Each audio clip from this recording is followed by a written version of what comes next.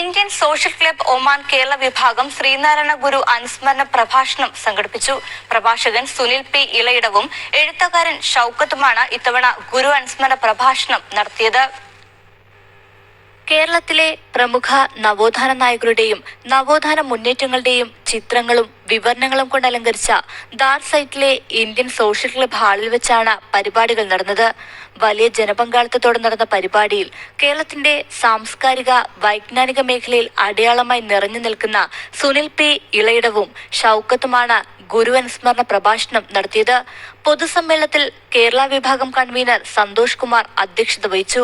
ചടങ്ങിൽ പ്രവാസി ക്ഷേമനിധി ബോർഡ് ഡയറക്ടറും Indian social club Oman managing committee അംഗവുമായ Wilson George, Indian school board finance director Nitish Kumar, സംഘാടക സമിതി ചെയർമാൻ സുനിൽ കുമാർ എന്നിവർ സംസാരിച്ചു. സാഹിത്യ വിഭാഗം ജോയിന്റ് സെക്രട്ടറി അഭിലാഷ് ശിവൻ സ്വാഗതവും Kerala wing co convener Vijayan KV നന്ദിയും പറഞ്ഞു.